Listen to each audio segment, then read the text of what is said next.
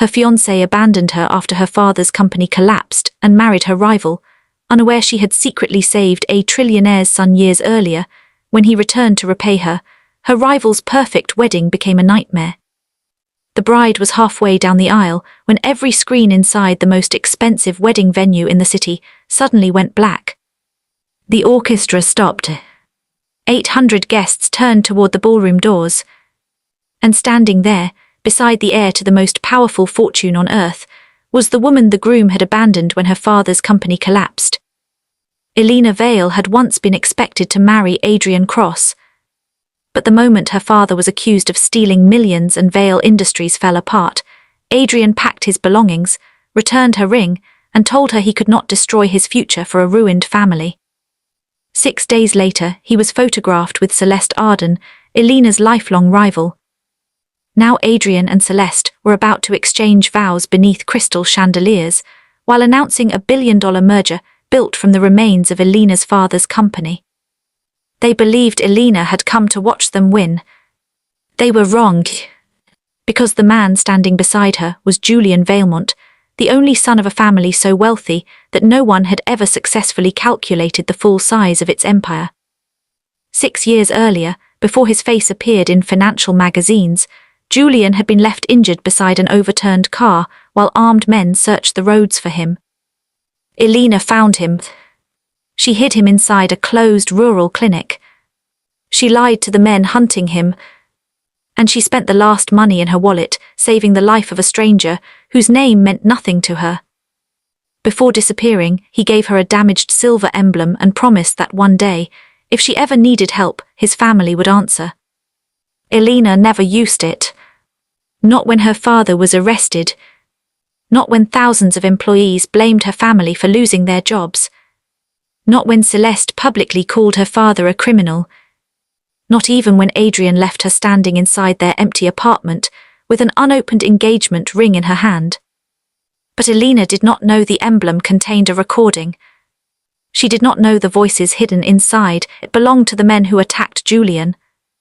And she certainly did not know one of those voices was connected to the conspiracy that destroyed her father's company. Now Julian had returned to repay the woman who saved him. The wedding screens flickered back to life. A photograph appeared, Victor Arden meeting the men who had tried to kill Julian. Then came the altered contract used to frame Elena's father. Then the secret payments made to Adrian's own family before he abandoned her. Celeste stopped walking. Adrian's face lost all color. And when federal investigators entered the ballroom carrying sealed warrants, Elena finally understood why her rival had been so desperate to marry Adrian before the truth came out.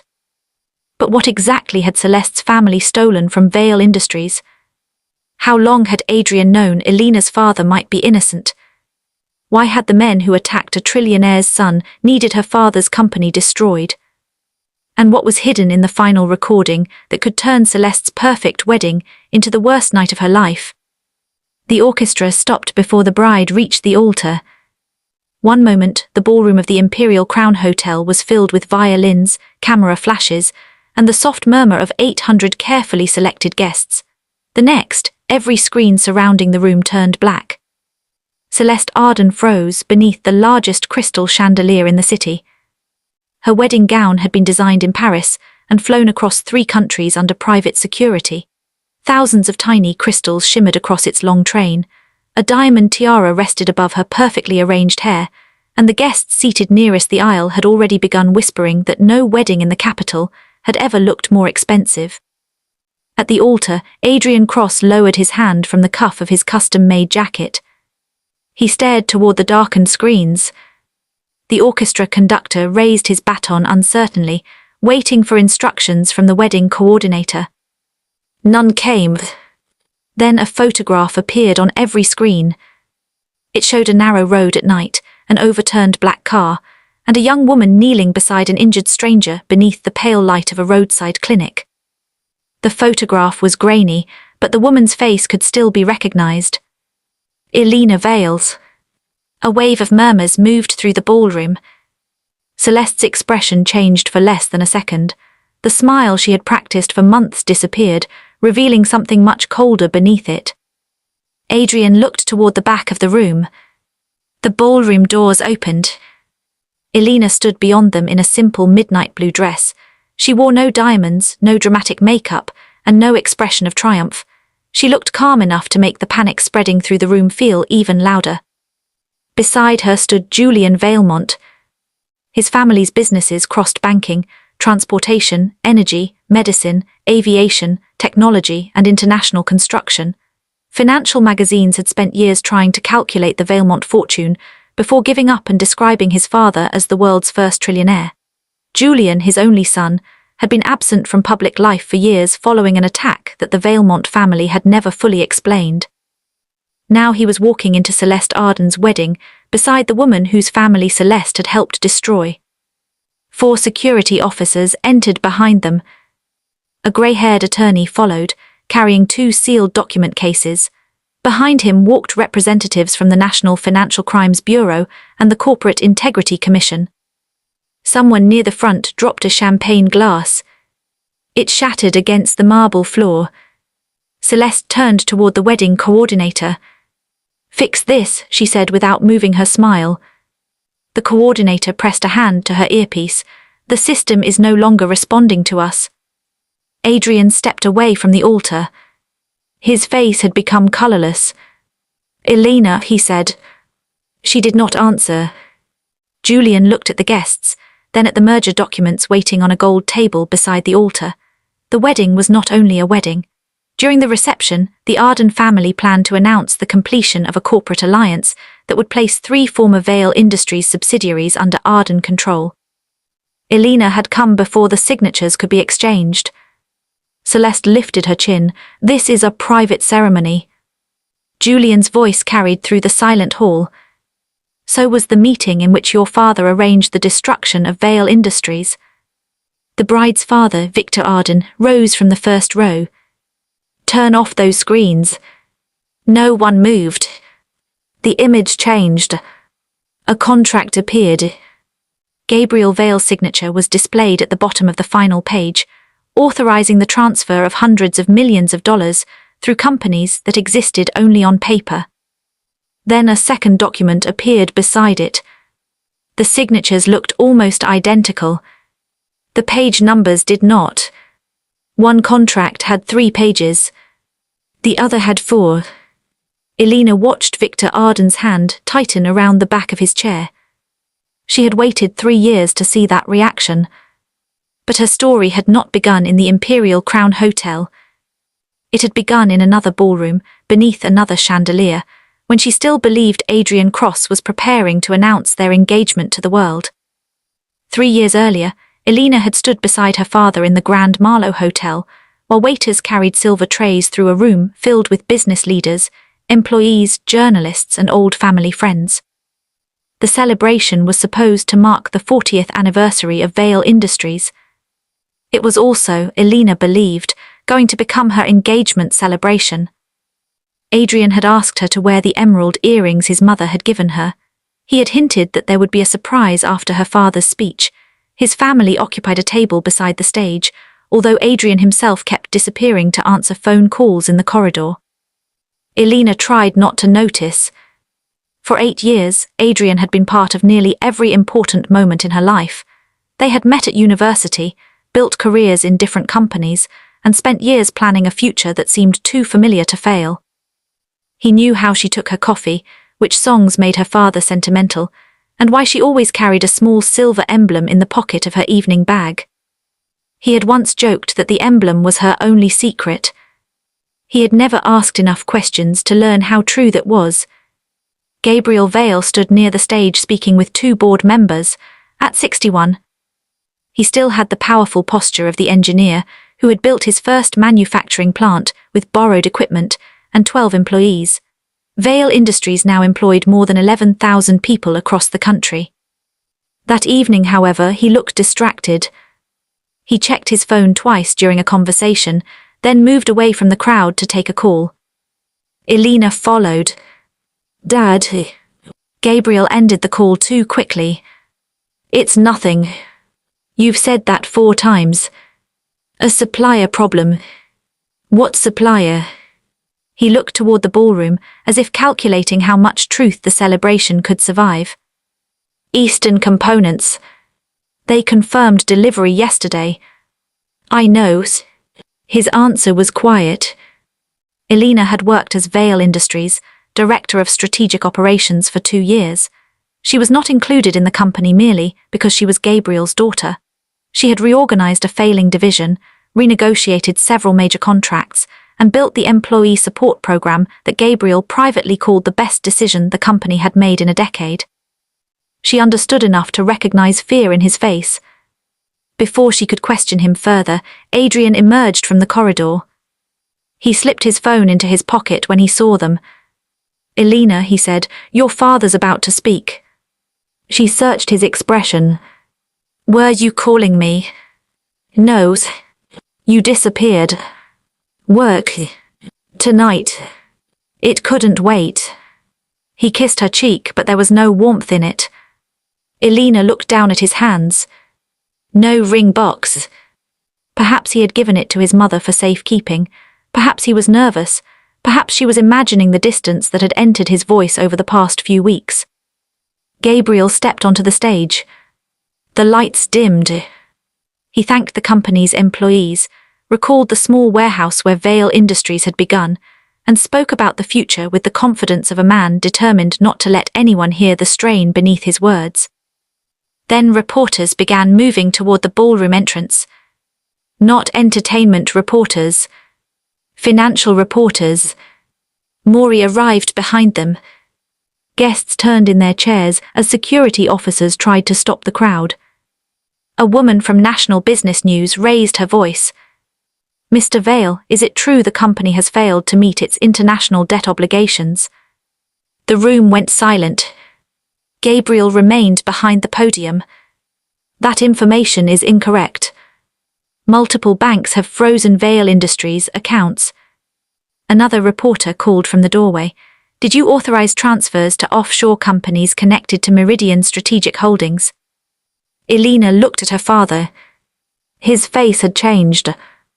"I have never heard of Meridian Strategic Holdings," he said. Several guests immediately reached for their phones. Notifications began sounding throughout the ballroom. Elena opened a financial news alert. Vale INDUSDRIS accounts frozen amid liquidity crisis. A second alert followed. IGULATOIS investigates suspicious transfers authorized by Gabriel Vale. The celebration collapsed before anyone formally announced that it was over. Investors left first. Then suppliers. People who had known Gabriel for 20 years avoided his eyes as they hurried toward the exits. The anniversary cake remained untouched beneath a sign bearing the company's silver emblem. Adrian's parents disappeared without saying goodbye. Elena searched for Adrian and found him in a side corridor speaking to Victor Arden. Celeste stood with them. She was Elena's oldest social rival and had spent years disguising competition as friendship. They had attended the same schools, appeared at the same charity functions, and moved through the same circles. Celeste always seemed most affectionate when Elena was succeeding and most concerned when Elena was vulnerable. When they noticed Elena, Victor stepped away. Celeste approached her with both hands extended. "This is horrible." Elena did not take them. "What were you discussing with Adrian?" "Your family." "Why?" "We are worried." Adrian moved between them. "Your father needs you." Elena looked at him. "So do I." For a moment he said nothing. Then he glanced toward the reporters. "We'll talk later." She watched him follow Victor and Celeste toward a private exit. That was the moment Elena first understood that whatever surprise Adrian had planned for the evening no longer existed. By midnight, Vale Industries' credit lines had been suspended. By morning, suppliers demanded immediate payment. Within 48 hours, 3 major clients cancelled their contracts after receiving anonymous warnings that Vale Industries was under criminal investigation. Gabriel insisted the transfers were fraudulent. The banks insisted his verified authorization codes had been used. A contract bearing his signature appeared in the regulatory files. It approved the movement of company reserves through Meridian Strategic Holdings, a firm that had dissolved before investigators could question its directors. Elena studied the contract until dawn. "Did you sign this?" she asked. Gabriel stared at the pages. "No, that is your signature. I signed an acquisition review prepared by Martin Kessler." Martin was Vale Industries' chief financial officer and one of Gabriel's closest advisors. "Was it this document?" "It looked like this, but it was 3 pages. I remember because the final page had only 2 paragraphs. This has 4 pages. Gabriel looked toward the window. Then someone replaced part of it. Martin Kessler could not be reached. His office had been cleared. His company phone had been found in an airport parking garage. For the first 2 weeks, Elena barely slept. She met attorneys, auditors, bank representatives, frightened suppliers, and department heads trying to keep factories open. She sold a holiday property to cover emergency peril. She cancelled her own accounts and transferred what remained into the Employee Assistance Fund. Gabriel told her not to. "These people built this company with us," she replied. "They should not lose everything before we understand what happened." Adrian did not come to the office. He sent messages at first. "I'm trying to give you space. My family is concerned about the investigation. Let's talk when things calm down."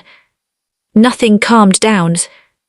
3 weeks after the anniversary celebration, Elena entered the apartment she and Adrian had chosen as their future home. Half the closets were empty. His books were gone. The framed university photograph from the hallway had disappeared. Adrian stood in the living room beside a suitcase. "You were going to leave without telling me." "I was going to call." "When?" He looked exhausted but not ashamed enough. "My father's firm is at risk because of its association with Vale Industries." "You don't work for your father. Our names are connected. So are ours." Elena. She opened the drawer where they had kept property documents. His copies were gone. "Were you planning to propose at the anniversary?" His silence answered her. She turned back to him. "Do you still have the ring?" "That isn't important." "It was important 3 weeks ago. Everything was different 3 weeks ago." She stared at him. Outside, traffic moved behind the high windows. The city continued as though their future had not just been reduced to a packed suitcase. "My father did not steal that money." "You cannot know that." "I know the document was altered." "That is what your attorneys are claiming." "That is what I found." Adrian rubbed a hand across his face. "I cannot destroy my future because your father destroyed his." "You mean our future?" His eyes lowered. "There is no our anymore." Elena felt the words before she fully understood them. "After 8 years. This is not about the years. What is it about?" "Reality." She almost laughed. "Reality is easy to respect when it benefits you." He removed a small velvet box from his jacket and placed it on the table. She did not open it. "You told me you would stay if everything else failed," she said. "I did not know everything could actually fail." There it was. Not confusion. Not pressure. Cowardice presented as practicality. Elena closed her fingers around the box. "Leave." "Elena, I never wanted." "Leave before you explain this so carefully that you begin to believe you had no choice." He picked up the suitcase. At the door he paused. "I am sorry." She looked at him without crying. "Not yet. You will be sorry when you understand what you traded me for." 6 days later, photographs appeared online showing Adrian leaving a private restaurant with Celeste Arden. Celeste's hand rested on his arm. The headline described them as an unexpected new couple brought together during a difficult period. Elena read the article in the nearly empty Vale Industries headquarters, while employees carried boxes from departments that no longer had funding. Celeste called that afternoon. Elena almost ignored the call, then answered. I never wanted you to learn about us this way, Celeste said. Which way did you prefer? After you had recovered. You announced your relationship 6 days after mine ended. The announcement was not planned. The photographer outside a private restaurant disagrees. Celeste released a soft breath. I know you're hurt. You know I'm busy. Adrian was unhappy long before the company collapsed. Did he tell you that before or after your father offered him a position? Silence. Elena had discovered that morning that Adrian had been appointed vice president of strategic acquisitions at Arden Capital. Celeste's voice hardened slightly. You should be careful about making accusations when your family is already under investigation. And you should be careful about sounding pleased. I called because I still care about you. No, you called because you wanted to hear what losing sounded like. Elena ended the call. The rumors worsened after that. Anonymous sources claimed Gabriel had treated Vale Industries as his private account. Commentators questioned whether Elena's employee assistance fund had been created to hide money. Former social acquaintances repeated stories that had never happened. Celeste attended charity events and spoke gently about how painful it was to watch a once respected family lose its way. Adrian remained silent. His silence hurt more than the lies. Vale Industries entered court-supervised restructuring. Factories closed. Thousands of workers faced uncertainty. Gabriel's health began to fail under the weight of accusations he could not disprove. One night, Elena found him in his study holding an old employee badge. It was my fault, he said. You did not create those transfers. I trusted Martin. That is not the same thing. It is when 11,000 people trusted me. She sat across from him. Why did you sign the acquisition review? Martin said Victor Arden wanted to buy our transport division. I refused. Why? The offer was far below its value, and the funding structure made no sense. What structure?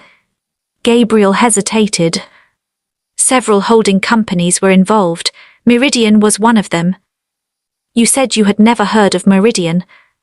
I had not heard that name until the reporters asked. The paperwork used different companies. Why didn't you tell investigators?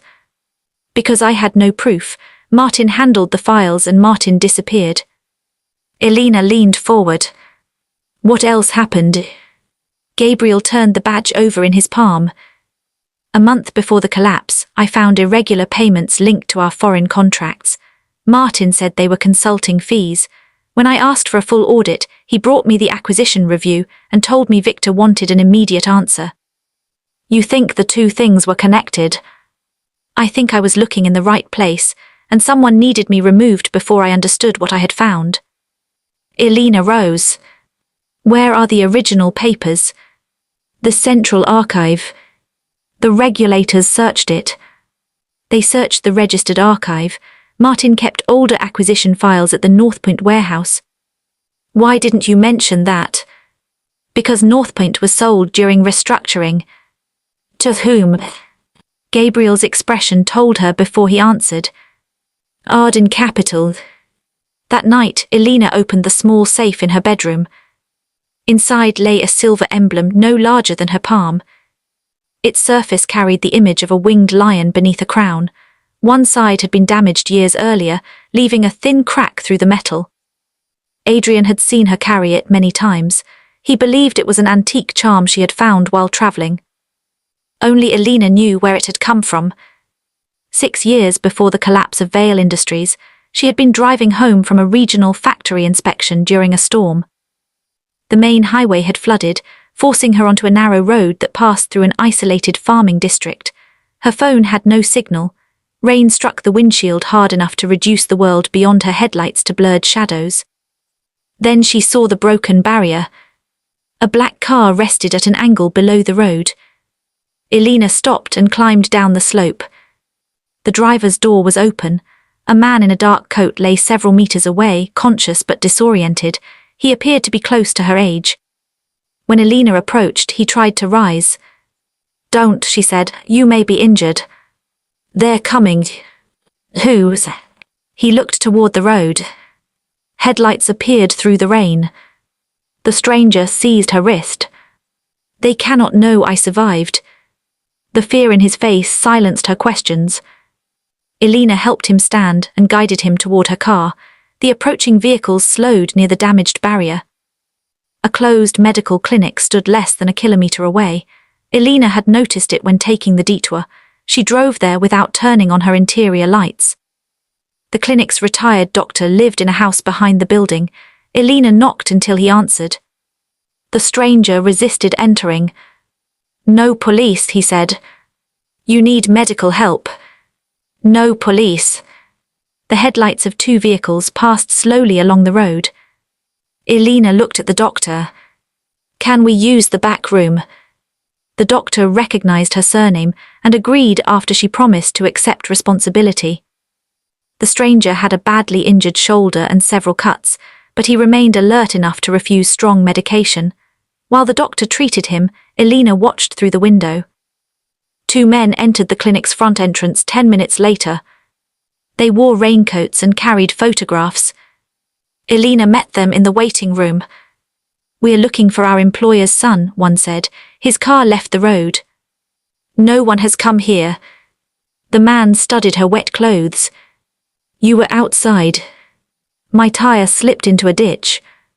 "What is your name?" "Elena Vale." He recognized it. His expression became more careful. Behind Elena, the doctor deliberately dropped a metal tray in the far corridor. One of the men looked toward the sound. Elena moved slightly, blocking his view. "You should check the highway patrol station," she said. The men left, but one photographed her car before entering his vehicle. When Elena returned to the treatment room, the stranger was standing. "You lied for me." They did not look like concerned employees. "They are." "Who are you?" He looked at her for a long moment. "Someone you should forget." The doctor insisted he remain until morning. Elena stayed because the men might return. Near dawn, a helicopter landed in a field behind the clinic. 3 security officers entered through the rear door. Their leader showed the stranger an identification card, and only then did he relax. Before leaving, he removed the silver emblem from inside his coat. "If you ever need help, show this to the Valemont Foundation." Elena stared at the winged lion. "Valemont." His expression revealed that he had not expected her to recognize the name. Everyone knew Valemont. The family rarely appeared publicly, but its companies influenced entire economies. "Are you related to them?" He placed the emblem in her hand. "Keep it." "I did not help you for a reward. That is why I trust you with it." "What is your name?" He glanced toward the helicopter. "Julian." He disappeared before she could ask anything else. For months, Elena searched public records for photographs of Julian Valemont. Very few existed, and none were recent enough for her to be certain. She considered contacting the foundation but decided against it. The stranger had been afraid, and she had no desire to expose him. She kept the emblem instead. Years passed. She never told Adrian the full story because Julian's safety had depended on secrecy, and because the rescue had never felt like a tale she owned. Now, as Vale Industries collapsed around her, the emblem was among the last valuable-looking objects she possessed. She could have sold it. She did not. One evening, after another day of meetings with creditors, Elena returned to the small house where she and Gabriel had moved after selling the family estate. The front door was unlocked. A lamp lay broken in the hallway. Drawers had been emptied across the floor. Elena stopped before entering farther. She called security from the garden, then waited beside the gate. Nothing obvious had been stolen. Gabriel's old watch remained on his desk. Cash in the kitchen drawer had not been touched. The intruder had searched documents, boxes, and cabinets, but ignored anything that could easily be sold. The safe in Elena's bedroom had been forced open. The emblem was gone. She looked beneath the overturned dresser. A corner of the bedroom rug had been pulled back, exposing the loose floorboard where she had hidden a duplicate key years earlier. The intruder had found the key, opened the safe, and taken only the emblem. Or believed they had. Elena opened the lining of an old travel bag hanging in the closet. The emblem remained inside. She had moved it from the safe 2 days earlier after noticing a strange scratch near the lock. The break-in changed everything. Someone knew about the object. Someone believed it mattered. The police found no fingerprints and no useful camera footage. A vehicle had stopped at the end of the street during the likely time of entry, but its plates were hidden. Gabriel looked at the emblem after Elena finally told him the story.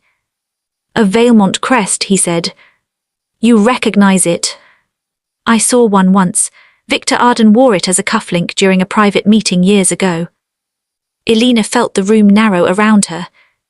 Why would Victor have a Valemont emblem? He said it was a gift from an investor. When? Around the time Julian Valemont disappeared from public life. Gabriel turned the silver piece toward the light. The crack along the edge appeared darker than Elena remembered. Has this always been damaged? Yes, it was like that when Julian gave it to me. Gabriel pressed carefully along the side. A section of metal shifted. Elena took it from him. The emblem was not solid. Something had been sealed inside. A memory component smaller than a fingernail rested beneath the damaged plate. Elena stared at it. It may contain information. Or a tracking device. Either way, someone broke into our house looking for it.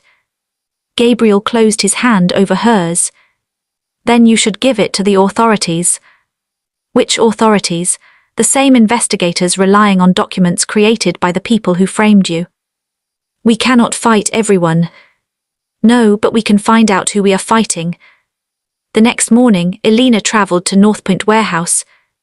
The property now displayed the Arden Capital logo above the main entrance. Most of the building had been converted into document storage for companies acquired during the restructuring. Elena still possessed an old Vale Industries access card, but it no longer worked.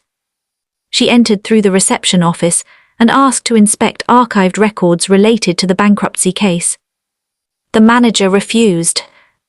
These records belong to Arden Capital. They concern my father's company. They were included in the asset transfer. I have a legal right to review materials relevant to an active investigation. Bring a court order. Elena left through the front entrance, then waited in a cafe across the road. At 6 in the evening, a former Vale Industries archivist named Miriam Cho exited the warehouse. Miriam had worked for Gabriel for 23 years. When Elena approached, the older woman looked frightened. You shouldn't be here. My father said Martin stored acquisition files inside. Miriam glanced toward the warehouse cameras. Not here. They met 20 minutes later in the underground parking area of a shopping centre. Miriam opened the trunk of her car and removed a small flash drive.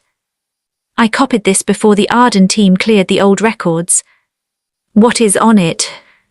Payment logs, contract scans, internal authorizations. I don't know all of it. Martin ordered me to erase the originals 2 days before the anniversary event. Did you? I erased what he could see. Why didn't you come forward? My grandson received photographs of himself walking to school. Elena's anger cooled into understanding. Who sent them? No message, just photographs. Have you shown anyone this drive? No. Is it encrypted? Martin's files require a password. Do you know it? Miriam shook her head. He used dates for everything, dates important to the people involved. A vehicle entered the parking level. Miriam quickly closed the trunk. You need to go. Miriam, your father was not perfect, Elena, but he did not steal that money. The vehicle turned into their row. Miriam entered her car. Wait, Elena said, where can I contact you? Don't. Miriam drove away. The dark vehicle followed her.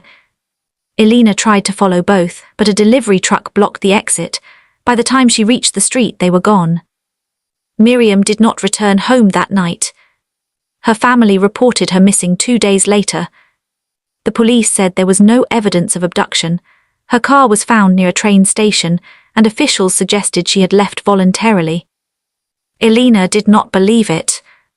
She connected the flash drive to an isolated computer. A password field appeared. She tried Gabriel's birthday, the company's founding date, Martin Kessler's employment anniversary, and the date Victor Arden first approached Vale Industries. Nothing worked.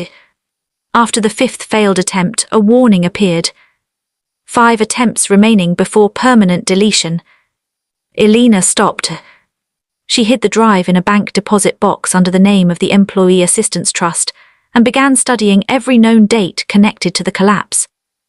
Meanwhile, Adrian and Celeste became the city's favorite business couple. Their engagement was announced at an Arden Foundation gala. Celeste wore the same shade of emerald as the earrings Adrian's mother had once given Elena. Adrian told reporters that he and Celeste had supported each other during a period of extraordinary professional pressure. He did not mention Elena. Celeste did. "We wish the Vale family peace and accountability," she said. "Healing begins when people accept the consequences of their decisions." The statement appeared in hundreds of articles. Gabriel watched it from his study. "I'm sorry," he said. Elena turned off the screen. "For what?" "For bringing Adrian into the company circle, for trusting his family, for everything. He made his own choice. You were supposed to have a different life. So were thousands of our employees." She sat beside him. "We will clear your names." Gabriel looked older than he had 3 months earlier.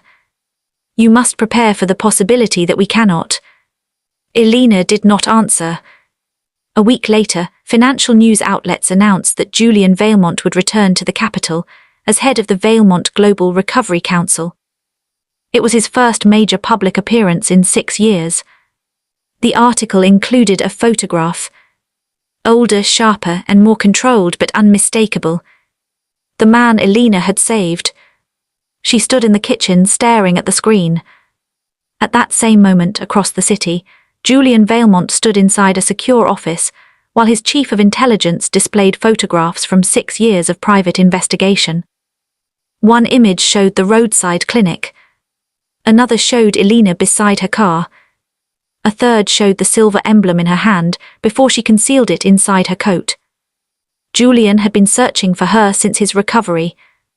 His family's security team had initially prevented contact, fearing that anyone associated with the night of the attack could become a target. By the time the threat was believed contained, Elena had become publicly engaged to Adrian Cross. Julian had respected the boundary and watched from a distance. Then Vale Industries collapsed. When he asked his investigators to review the financial structure behind the scandal, they found companies connected to the same network that had financed the attempt against him. "Has she contacted the foundation?" Julian asked. "No. She still has the emblem." "We believe so. Someone searched her residence 4 nights ago." His expression hardened. "Whose?" "We traced the vehicle to a security contractor used by Arden Capital." Julian looked at a photograph of Victor Arden. "Then they know she saved me. They may know she possesses evidence. What does the emblem contain?" "The emergency recording unit from your vehicle." Julian closed his eyes briefly. He remembered removing the emblem from the damaged console before leaving the car.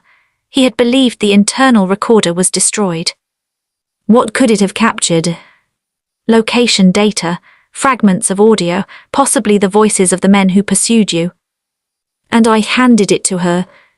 You were injured. I placed a target in her hand." His security director remained silent. Julian picked up his coat. "Arrange a private visit."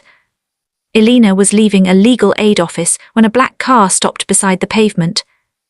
The rear window lowered. Julian sat inside. For a moment neither spoke. He stepped from the car. "You remember me," he said. "You are difficult to forget now that your face is on every screen in the city. I looked for you. You found me. Years ago." That surprised her. "Then why didn't you contact me?" "Because the people who attacked me were still being investigated, because my family believed contact would endanger you. Later, because you appeared to have built a life. A life can look stable from a distance." His gaze moved over the modest office building behind her, then to the security camera above the entrance. "Your home was searched. How do you know?"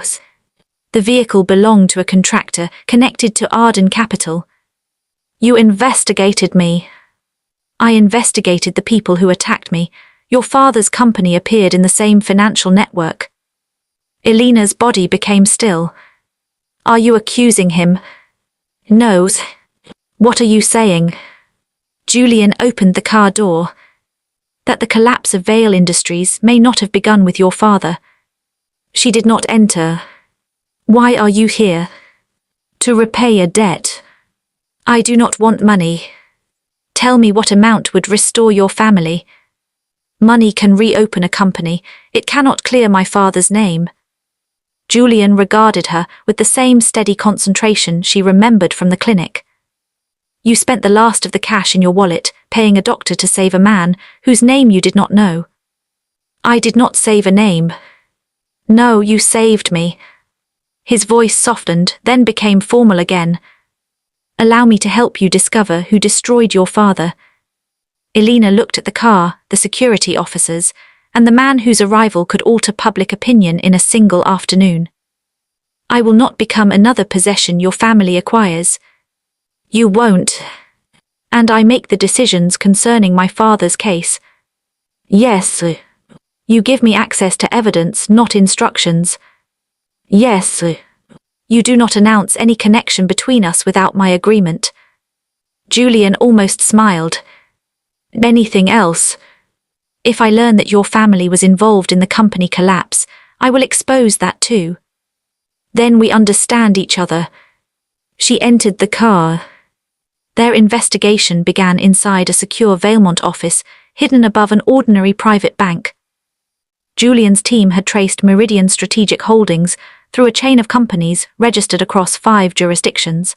The network purchased distressed assets, manipulated debt, and used compromised executives to move corporate reserves before engineered collapses. Vale Industries was not the first target. It was simply the largest. A financial analyst displayed a timeline.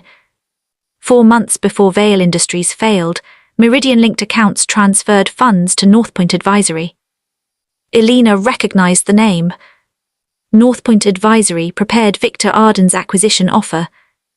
Yes, 2 weeks later, money moved from Northpoint to a security company involved in the attack against Mr. Valemont. Julian watched Elena absorb the connection. "Why would the same people target you and my father?" she asked. "My attack occurred after I discovered irregularities inside a Valemont infrastructure fund. Several outside managers were using our investments to support shell companies." "Victor Arden." "We suspected him, but the evidence disappeared after the attack." Elena removed the silver emblem from her bag and placed it on the table. Julian stared at it. "You kept it." "You told me to." "I also told you to forget me." "I ignored the less sensible instruction." He lifted the emblem carefully. "Our engineers can examine the recorder." "No." His gaze rose. "We make copies first in my presence. The original remains under joint control." One of his advisors appeared surprised. Julian was not. "Agreed."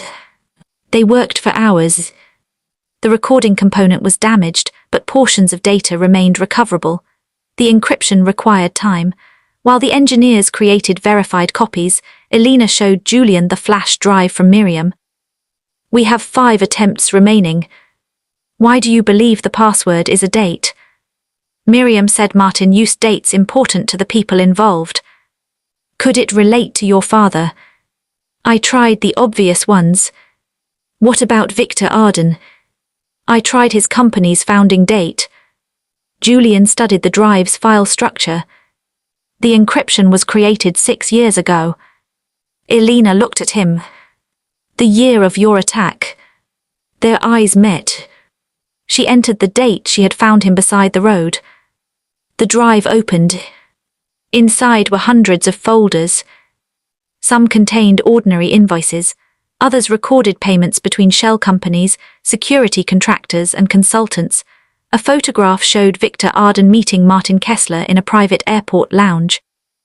Another image included a man Elena recognized as Adrian's uncle, Richard Cross, a senior partner at the law firm that had advised Vale Industries during the restructuring.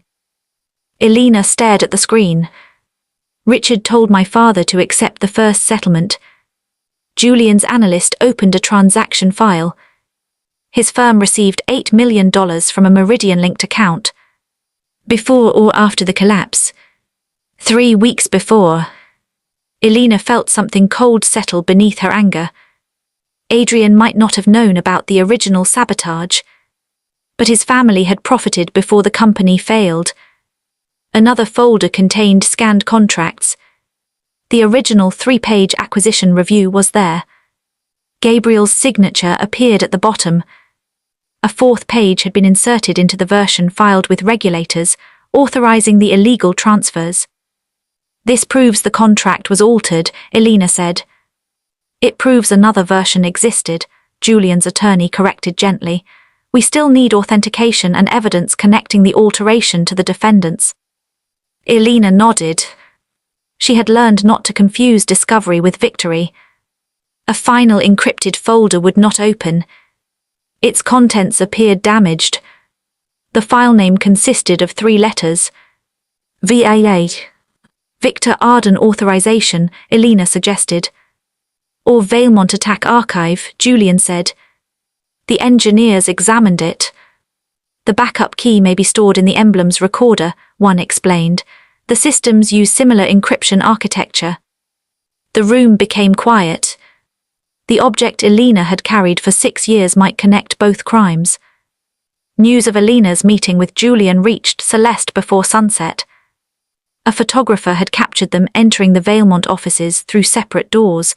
The images appeared online with speculative headlines. Disgraced heiress seeks VALMONT support. ELENA Vale's mystery meeting with returning billionaire heir. Celeste called Adrian into her office. Did Elena ever mention Julian Valemont? No. Did she know him? I said no. Celeste watched him closely. You sound defensive. I spent 8 years with her, I would have known. Apparently not. Adrian looked at the photograph again. Julian's hand rested lightly behind Elena's back as security guided them through reporters.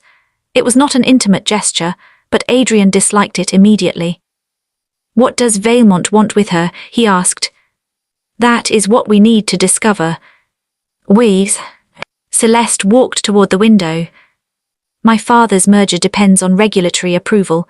Valemont influence could complicate that. Why would Elena interfere with our merger? Celeste turned. Because she has never accepted what happened. Her father's company collapsed. Exactly. The answer was too fast.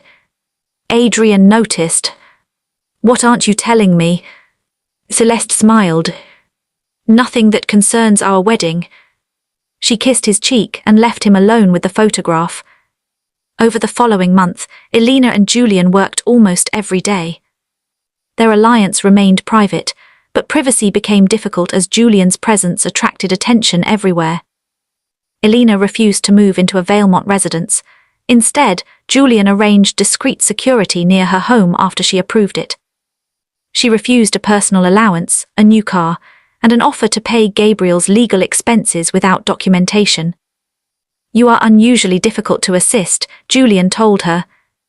They were sitting in the secure office after midnight, surrounded by financial reports. You are unusually accustomed to solving problems with resources. Resources are useful. They are control disguised as generosity is not. He leaned back. Do you believe I am trying to control you?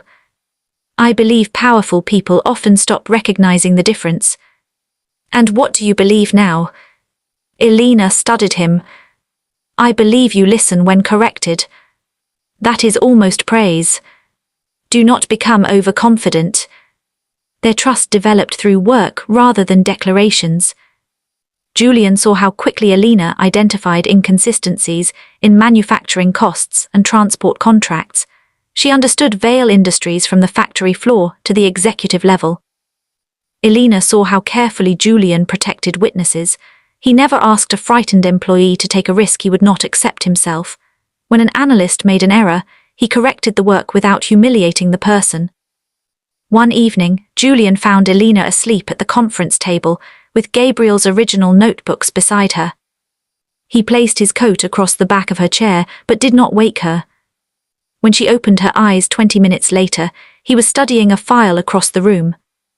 You should have woken me. You needed rest. I need the evidence more. You will not find it faster by collapsing. She straightened.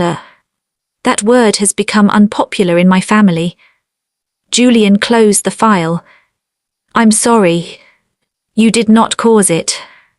Someone using my family's network helped cause it. You are not responsible for every crime committed near your name. Tell that to your father. The words silenced her. Julian looked toward the dark windows. I spent years believing the attack was my fault because I investigated alone. My family had warned me not to examine the fund without protection. I thought accepting help would make me weak. What changed? You found me beside a road and helped without asking whether I deserved it. Elena looked at the emblem on the table. I was afraid that night. You did not appear afraid. I lied to armed men while trying not to shake. You were shaking. She glanced at him. You noticed. I noticed everything. The quiet between them changed. Elena looked away first. The investigation advanced when the damaged recording yielded its first usable audio. Rain obscured much of it. Car doors opened and closed. A man's voice ordered someone to remove Julian from the vehicle. A second voice said, Arden wants the drive intact. Victor Arden's name was not spoken, but the reference was significant. Then another man answered. Kessler is handling the Vale side. Once Gabriel signs, the transport routes are ours. Elena replayed the sentence. Martin. Julian nodded. The attack and the company scheme were active at the same time. Why were Vale transport routes important? His analyst opened a map. Valemont infrastructure shipments moved through Vale-controlled ports and rail terminals. The network needed access to reroute equipment and hide illegal transfers. My father refused to sell the division, so they removed him. The emotional weight of the discovery pressed against Elena's chest. For months, commentators had described Gabriel as greedy, reckless, and corrupt. In reality, his refusal to surrender the transport division may have made him a target. Julian watched her carefully. You were right. That does not clear him yet. No, but it brings us closer. A restored image from the flash drive showed Victor Arden speaking to one of the men involved in Julian's attack. Standing behind them was Richard Cross, Adrian's uncle. The next morning, Elena met Adrian in the lobby of a courthouse. He had come for a regulatory hearing involving Arden Capital. She was delivering evidence to Gabriel's attorneys. Adrian approached before she could leave. You've been avoiding my calls. I blocked your calls. That is not the same thing. It produces the same result. He glanced toward her security officer. Can we speak privately? No. His jaw tightened. Are you involved with Julian Valemont? That is none of your business. People are saying. People said my father stole hundreds of millions. You did not object to that. I didn't know what was true. You did not try to learn. Elena, you disappeared into the company crisis. You shut everyone out. She stared at him. You packed your belongings while I was trying to keep employees paid. My family was under pressure. Your uncle received $8 million from Meridian Strategic Holdings before our company collapsed. Adrian's face changed. What? You heard me. That is impossible. Ask him. Elena, you wanted reality, begin there. She walked away. Adrian confronted Richard that evening. His uncle denied everything until Adrian placed a printed transaction record on his desk. Richard's expression became guarded. Where did you get this? Is it real? You do not understand complex legal billing. $8 million from a company connected to the Vale investigation is not a billing detail. Richard closed the office door. Your association with the Arden family has created opportunities for all of us. Do not destroy them because Elena Vale has found a wealthy new protector. This payment was made before I left her. That is irrelevant. It is relevant to me. Richard sat behind his desk. Vale Industries was failing long before the public discovered it. Did you know Gabriel was being investigated before the anniversary? I knew concerns existed. How early?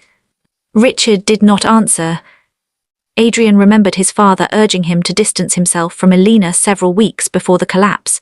He remembered Celeste inviting him to private dinners while pretending to discuss a partnership between their companies. He remembered Victor offering him the Arden position only 2 days after he left Elena.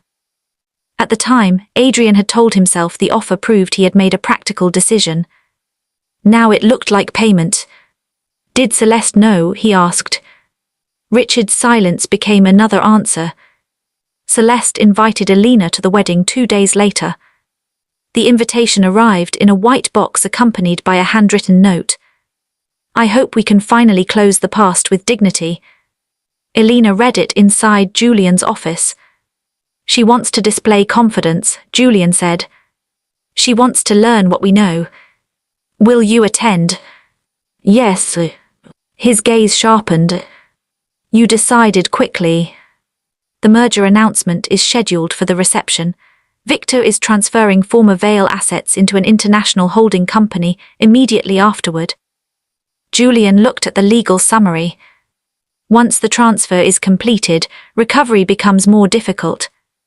Then the wedding is not merely a celebration, it is the final stage of the theft. Julian folded the invitation. She may be expecting you. She is. That makes it dangerous. It also makes it useful. He studied her for a moment. You intend to use the invitation. She invited every witness. A reluctant smile touched his face. You continue to surprise me. That is because you continue to underestimate how angry I am. I have never underestimated that. Celeste's counterattack began before Elena could complete the plan. Anonymous documents were delivered to several news organizations, alleging that Elena had manipulated accounting records to protect Gabriel. A former Vale Industries contractor claimed Elena had pressured employees to hide losses. Photographs of Elena and Julian appeared beside articles suggesting she had pursued him for financial rescue. Celeste gave no direct interviews, but people close to her expressed concern that Elena's grief had become an obsession. The story spread rapidly. Commentators mocked Elena as a fallen heiress, searching for a richer man after Adrian rejected her. Outside Gabriel's hearing, reporters shouted questions. Did you begin a relationship with Julian Valmont in exchange for financial support?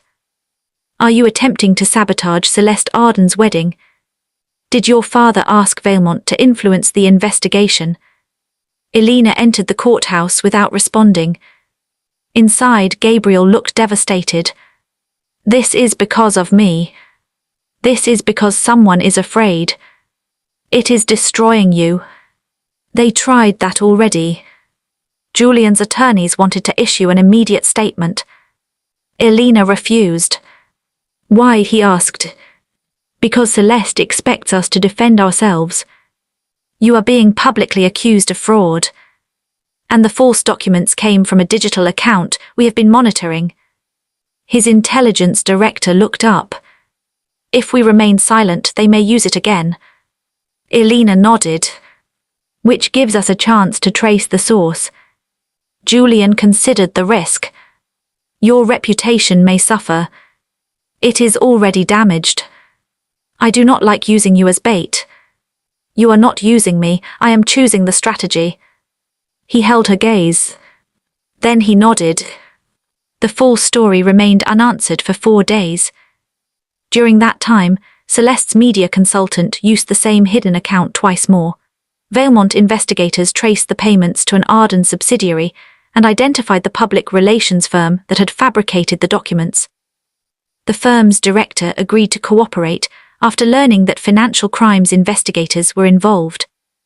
The result was valuable, but Celeste struck again.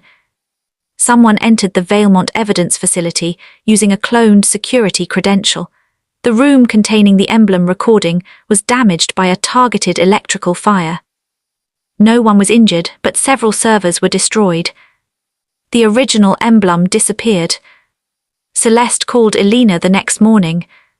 You should stop. Elena placed the phone on speaker while Julian's team recorded the call. Stop what? Humiliating yourself. I thought you invited me to celebrate with you. The invitation was an act of compassion. Compassion usually arrives before the photographers. Celeste's voice became colder. Julian Valemont will become tired of your tragedy. Powerful men always do. You sound experienced. I sound realistic. Adrian used that word when he left. And now he is marrying me. Then you should be celebrating. I am. No, you are calling me before breakfast to confirm whether your father's contractor destroyed the evidence you were afraid of. Silence. Celeste recovered quickly. I have no idea what you mean. Of course. You were always too proud to understand when you had lost. Elena looked through the glass wall at Julian. He was listening from the adjoining room. Then I will see you at the wedding, Elena said. Celeste ended the call. The original emblem was gone, but Elena had insisted on verified copies before allowing the device to be examined. Celeste had destroyed what she believed was the only evidence. The false victory made her careless. Adrian's doubts grew. He asked Celeste whether she had known about his uncle's Meridian payment. She laughed softly. Your uncle's law firm represents hundreds of companies. That is not an answer. You are letting Elena manipulate you. I saw the transaction. Then speak to Richard. I did. Celeste adjusted a wedding seating plan on her desk. Do you still love her? Adrian stared at her. This is about your father. No, this is about the fact that you cannot tolerate seeing Elena beside someone more powerful than you. That is not true. Celeste approached him. You left her because she had become a liability. Do not pretend morality suddenly matters because she has become valuable again. The accusation cut because part of it was true. I did not know her father had been framed. You still do not know that. Did you? Celeste's eyes hardened. Be careful. Is that a warning? It is advice from the woman you are marrying. She left the room. Adrian opened the drawer where Celeste kept copies of merger schedules.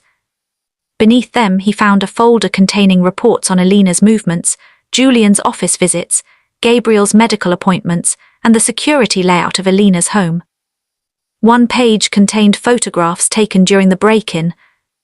Adrian's hands began to shake. He photographed every document. Then he found a message exchange between Celeste and her father. The emblem must be recovered before Valemont's technicians access the internal recorder. If Elena refuses the wedding invitation, she won't, pride will bring her. Adrian sat in Celeste's office while the woman he planned to marry supervised a gown fitting upstairs. For the first time, he understood that he had not simply abandoned Elena during a crisis. He had crossed willingly into the circle that created it. He contacted Elena from an unregistered phone. She agreed to meet only after Julian's security team chose the location. Adrian arrived at an empty restaurant carrying the copied files. Julian sat beside Elena. Adrian stopped. I wanted to speak to her alone. Elena remained seated. You do not set the conditions. Adrian placed the folder on the table. Celeste hired people to search your house. I know. She knew about the emblem. I know. She and her father are monitoring you. I know. Frustration crossed his face. Then why did you come? To learn what you want. Protection. Julian's expression did not change. In exchange for evidence. Adrian looked at Elena. I can testify. About what? She asked. My uncle knew the company was going to collapse. Celeste knew your father was being targeted. Did you know? Not at first. At first. He looked down. Before our relationship became public, I heard my father and Richard discussing irregularities in the Vale contract. How long before? 2 days before I left you. Elena said nothing. Adrian rushed to continue. I did not know the full truth. I thought your father had made mistakes and they were trying to contain the damage. But you suspected the investigation was not honest. I was afraid. Fear explains your choice. It does not excuse it. I know. No, you know now because Celeste may destroy you too. His eyes filled with regret. I never stopped loving you. Julian looked away, allowing Elena to answer without interference. She remained calm. You loved the version of me that made your life easier.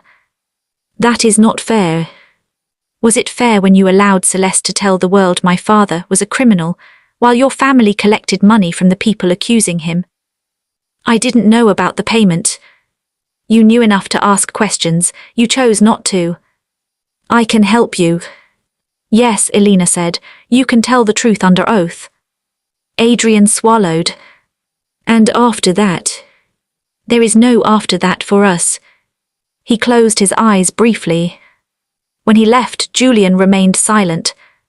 Elena gathered the copied documents. You can say it. Say what? That I was cruel. You were accurate. He looked broken. So did you when he packed his suitcase. She glanced at Julian. I did not know you saw those photographs. I saw more than photographs. The quiet returned.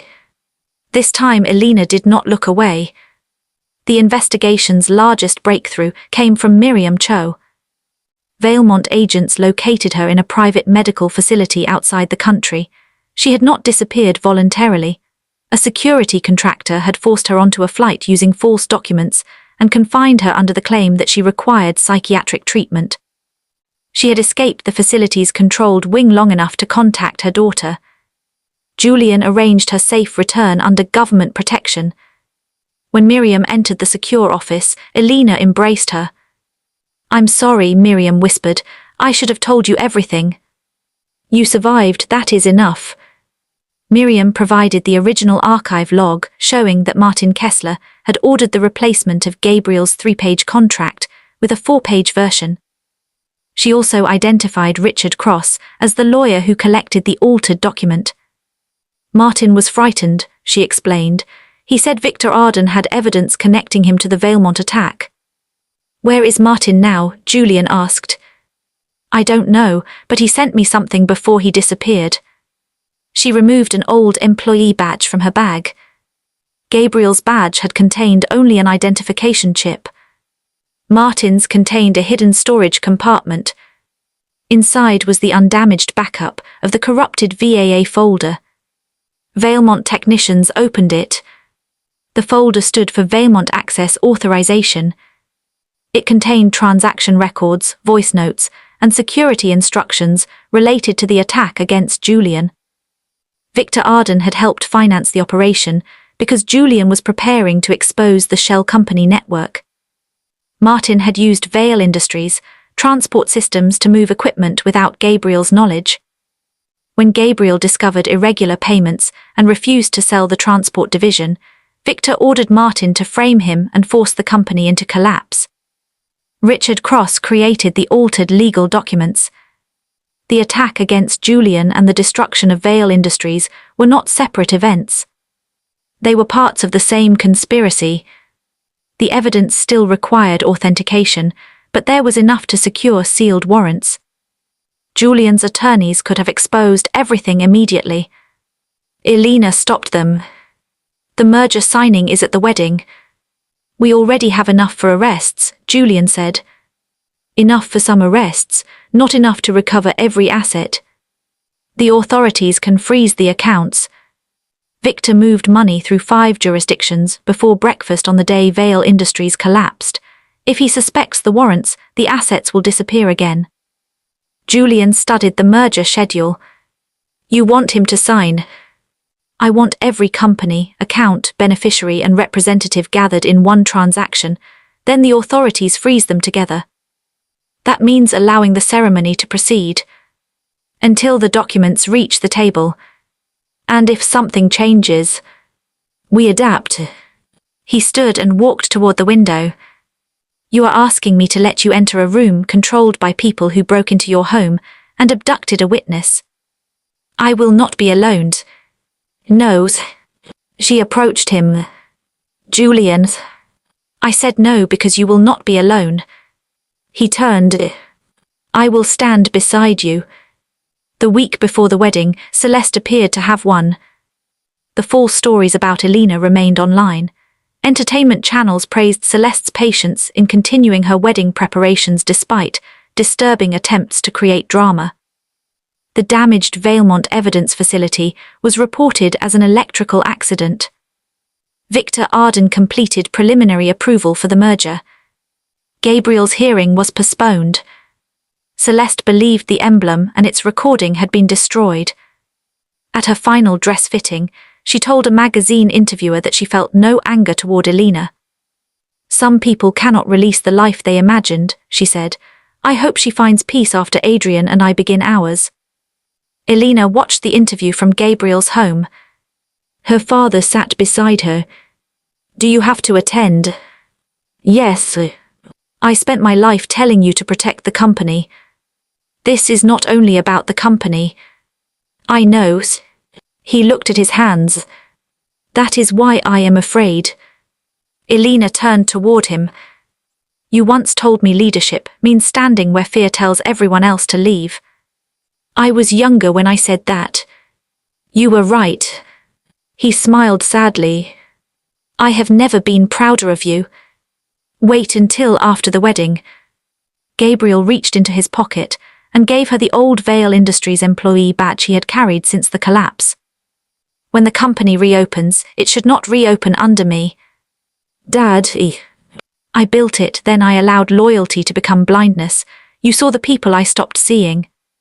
You were betrayed. And you learned from it faster than I did." He closed her fingers around the badge.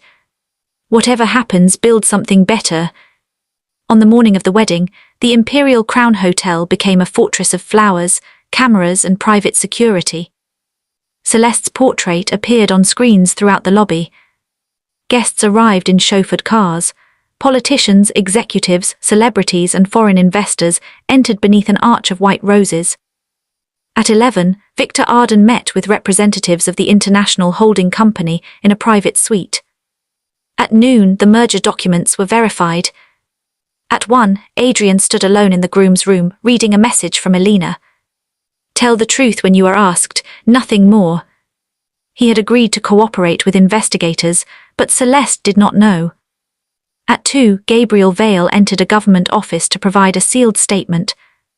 At 3, Julian's security team confirmed that Miriam Cho was safely inside the hotel under another name. At 4, Elena dressed in the midnight blue gown she had chosen because it was elegant enough for the room and plain enough to make her purpose clear. Julian waited outside. When she emerged, he looked at her for a long moment. You appear calm. I am not. You were shaking the night you saved me. You noticed everything. I still do. She looked at his black formal suit. You could remain outside until the evidence begins. No. Your presence will escalate the situation immediately. That is the intention. She adjusted the silver pin on his lapel. It was a replica of the emblem she had preserved for 6 years. You do not owe me this. Yes, I do. I helped you because it was right. And I am here for the same reason.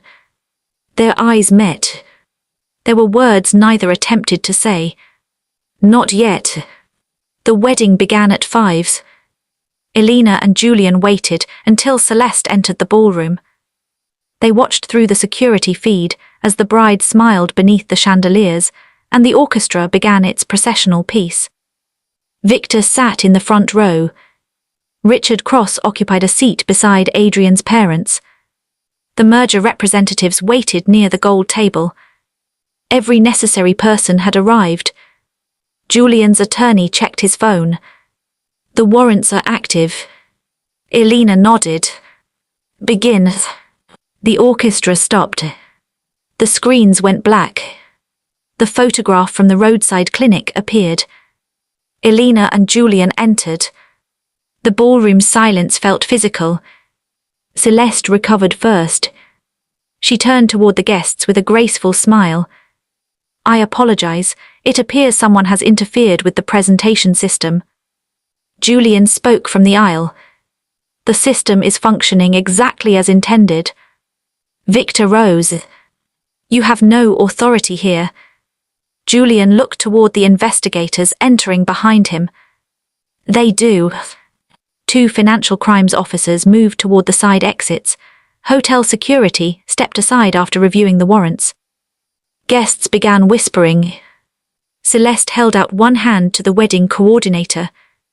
Continue the ceremony. The coordinator did not move. Adrian watched Elena approach.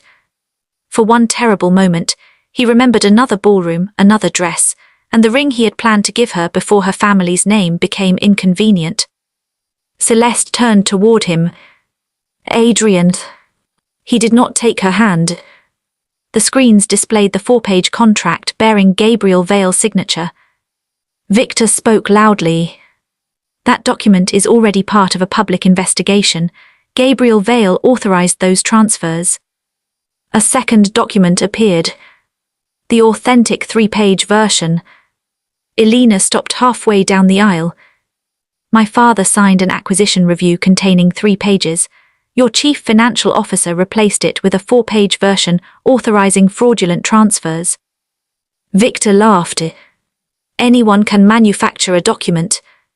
A woman's voice came from the rear entrance. I preserved the archive record. Miriam Cho entered under the protection of 2 officers. Victor's smile disappeared. Miriam walked toward the center of the ballroom. I was ordered by Martin Kessler to destroy the original contract, she said. I made a copy and preserved the document log. Richard Cross collected the altered version 2 days before Vale Industries' anniversary celebration. Every camera in the ballroom turned toward Richard. He rose abruptly. This ceremony is being hijacked by unverified accusations. The screen displayed the $8 million payment to his firm. Richard stopped speaking. Adrian's father looked at his brother in disbelief.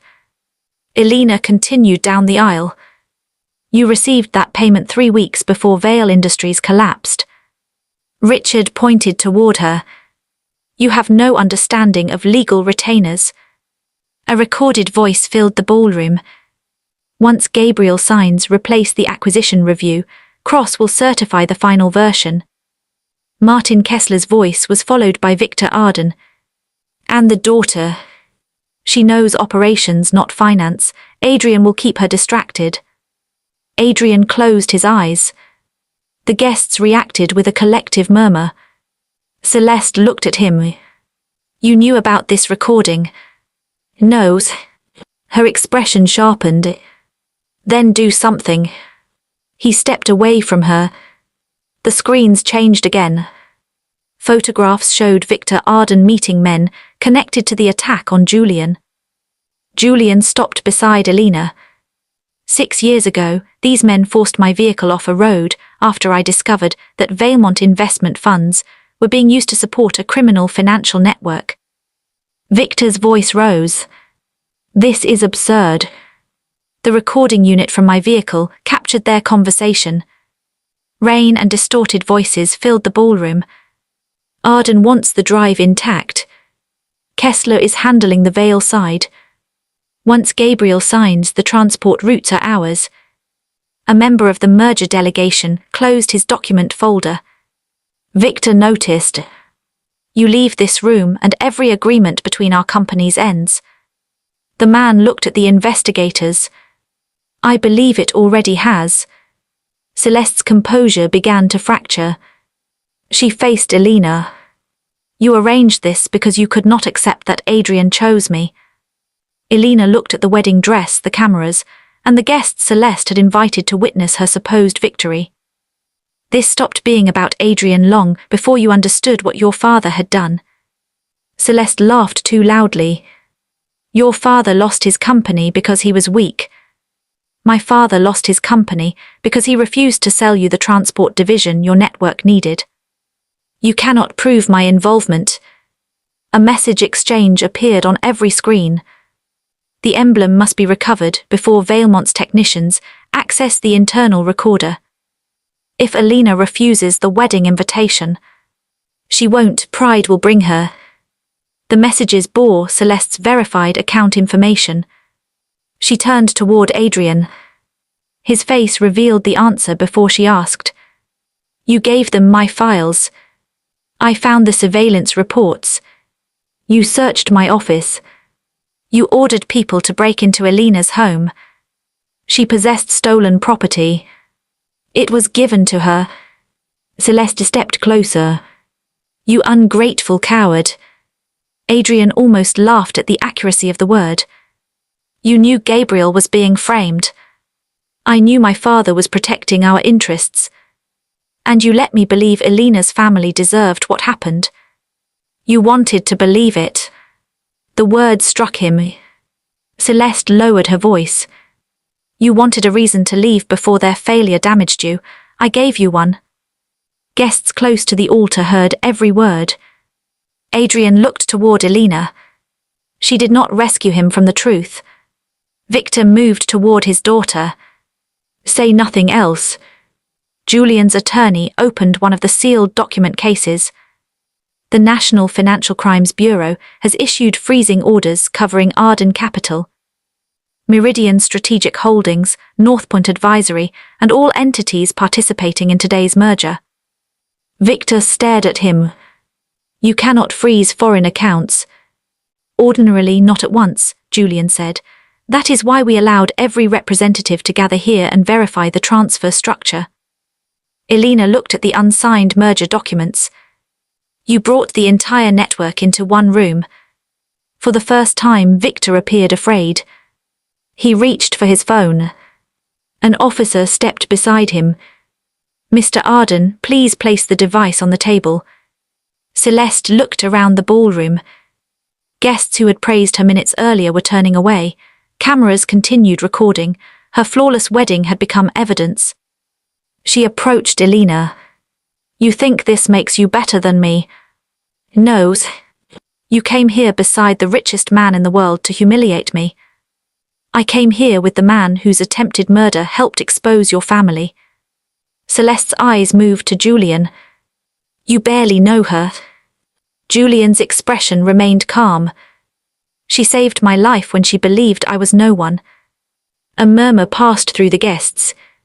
Celeste looked at the photograph on the screen.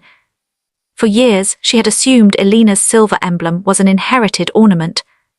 She finally understood. Elena had possessed a connection more powerful than anything Celeste had stolen, and she had never used it. Not for status. Not for wealth. Not even when Vale Industries collapsed. Celeste's voice fell. You could have prevented all of this. Elena shook her head. No, your father could have prevented it by leaving my family alone. You could have prevented it by refusing to help him. Adrian could have prevented part of it by asking the question he was too afraid to ask. Adrian stepped down from the altar. Elena. She turned. I will testify, he said, about Richard, about Celeste, about everything. You should. I am sorry. The room became quieter.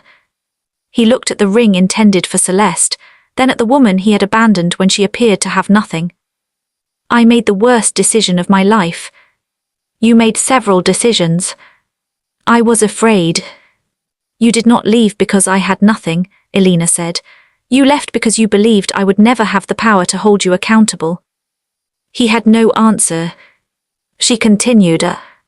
You watched people call my father a criminal. You accepted a position funded by the people destroying us. You chose comfort every time truth became expensive. I never stopped loving you. What you loved was the future you thought my family could give you. That isn't true. Then why did your love return when Julian did? Adrian's face crumpled. Elena did not raise her voice. There is no future for us. Celeste removed her veil. You pathetic fool, she said to Adrian.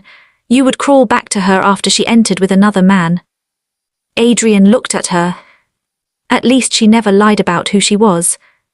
Celeste struck him across the face. Gasps moved through the room. She immediately seemed to remember the cameras.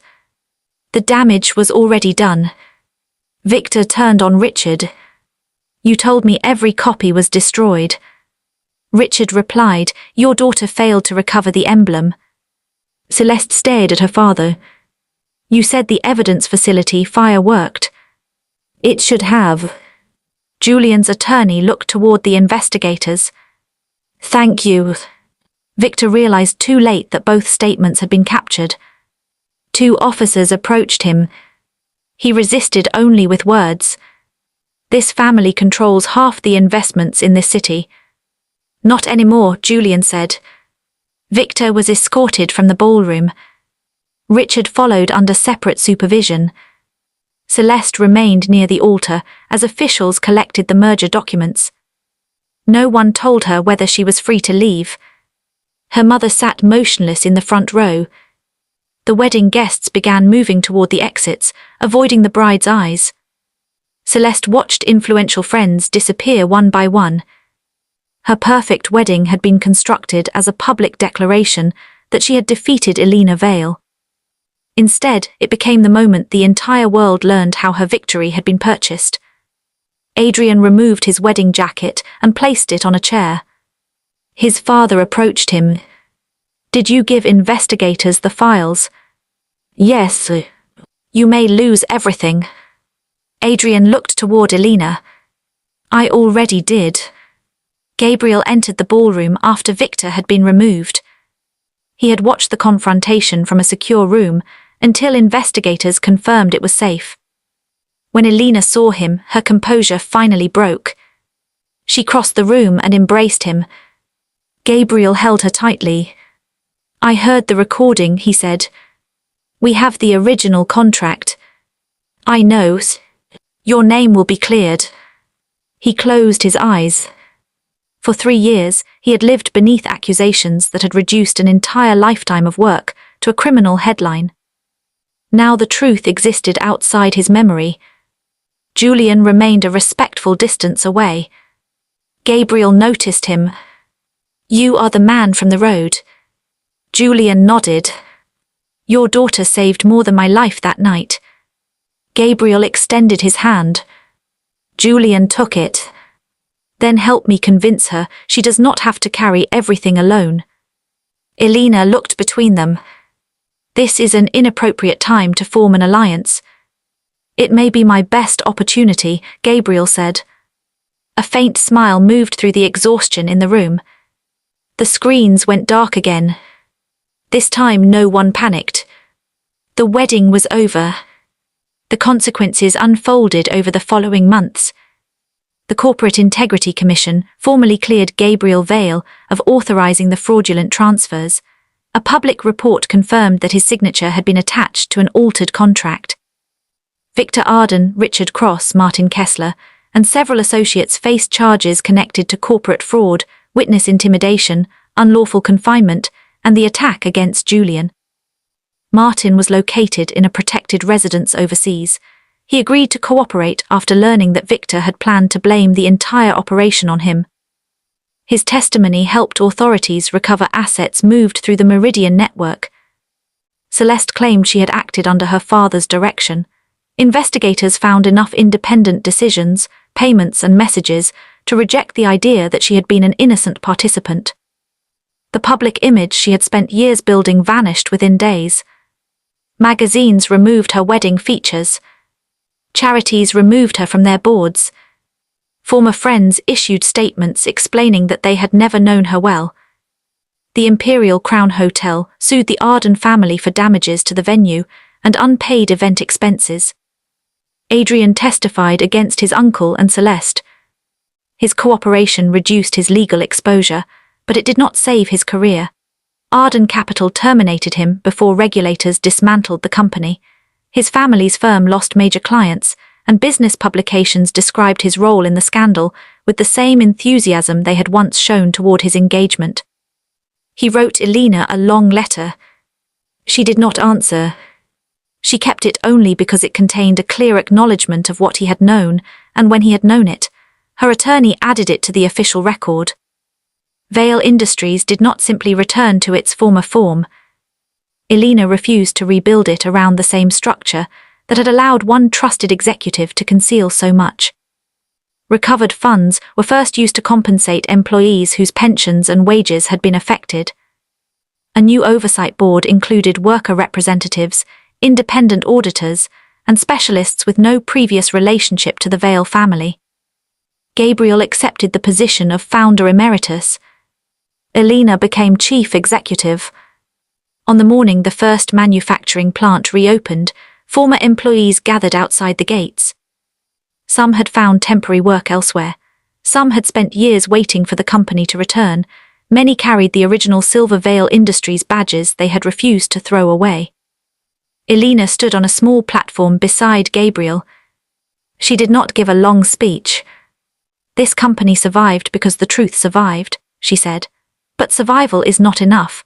We will build an institution where loyalty never replaces accountability, where no employee is too junior to question a decision, and where no leader's reputation is considered more valuable than evidence."